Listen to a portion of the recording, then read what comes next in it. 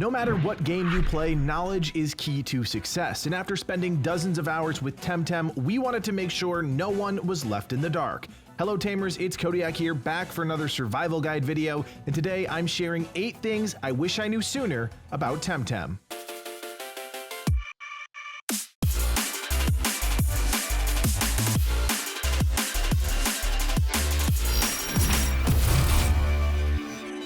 We get it. Temtem is new, it's exciting, and there's a lot to learn. So let's get straight into it with tip number 1. Let's not be coy here. Everyone knows that Temtem and Pokemon are similar games, but one of the biggest differences with Temtem is that Tamers will eventually be able to catch every starter once they've unlocked the specific area where that Temtem resides. What we've learned from playing in the early alpha and from other players online is that Crystal actually shows up much sooner than the other Temtem, so if you're a true collector at heart, or just want to try and build a competitive team as soon as possible, picking a different starter is in your best interest. Temtem is still an incomplete game. In fact, only 50% of the planned content is available at the start of early access, and that means Smazy and Hoochik, the other starters, may not be available for some time. Long story short, if you're trying to game the system, avoid picking Crystal first. It's well known that Crystal shows up in the wild much sooner than the other 2 starters, so if you can resist the temptation to have a Crystal type on your team right from the start, it may be worth it. This may be obvious to a lot of you, but if it helps just 1 or 2 players avoid making some early game mistakes, I'll be glad we included it. You'll be fighting a lot of Tamers in Temtem, more than most monster collection games, and you'll have to deal with a team that's constantly under attack. Each time you defeat an enemy Tamer, you get some Pansun, the currency in Temtem.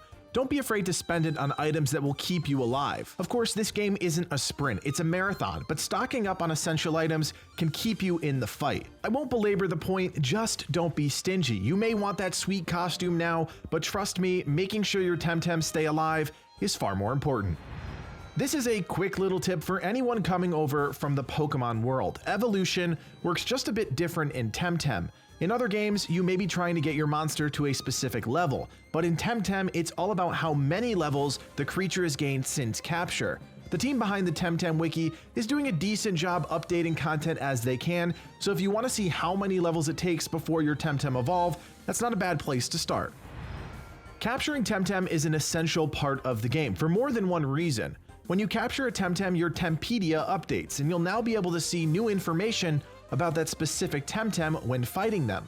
Simply put, capturing a Temtem means you'll now be able to see in real time what moves are and aren't effective against that particular Temtem. Moves that aren't effective will turn that target selection reticle red, while moves that are super effective will turn the target green. It's a great way to avoid using a type chart or memorizing matchups, and another reason why capturing Temtem is an essential part of the game. By now, if you've watched any of our videos, you've probably picked up on the fact that we're huge fans of the Temtem Genki, especially when it comes to the first island. Genki is an electric and wind Temtem that absolutely dominates on Deniz. Once you've reached the Thalassian Cliffs, you'll be able to catch this Temtem, so spend the extra time running around in the grass and save yourself some headaches down the line. I should note that Genki isn't unstoppable. You should never rely on just one Temtem to pull you through battles, but getting a Genki early on will allow you to keep forging ahead with little resistance. I mentioned before that catching Temtem is an essential part of the game. I mean, Temp cards are only 15 Pansun. It's like the game is trying to tell us something. Well, that insight may not be far off. Once you reach the second island, you'll get access to the free Temtem Society, which will reward you with money and weekly breeding items for releasing Temtem. You know, that option you probably glanced over because you weren't about to release that prized Pick-a-Pick back into the wild. Now, we can't confirm if releasing Temtem before reaching the free society counts, or if you should wait until after you reach it before you release, but we'd rather play it safe. The bottom line is this: catch as many Temtem as you can as often as you can. Spend the time and money to build up a huge database because you'll be able to release them for money and you'll need them for selective breeding. So get cracking on it now and save yourself some time on the back end. So how about another quick tip? Are you tired of going into your menus to reorganize your team? Well, you can do it much quicker if you look at the bottom right-hand corner of your screen. You'll see your same team, just in small circles. You can actually click and drag those around and reorganize on the fly, saving you time and a few clicks.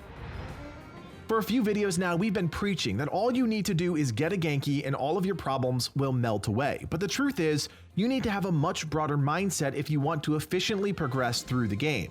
But what the heck does that mean? Simply put, take advantage of the 2v2 system and start strengthening the weaker Temtem that could play a big part in your team down the line. Think about type diversity and don't let low levels prevent you from raising a potential star.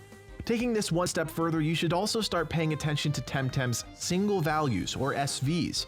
While Temtem have randomized stats ranging from 1 to 50, the higher the number, the more potent the stat, and that can be a game changer on the battlefield and during the breeding process. Stats can get complicated, and we plan on covering them in much greater detail in a future video, but start paying attention now and it'll pay off dividends down the stretch.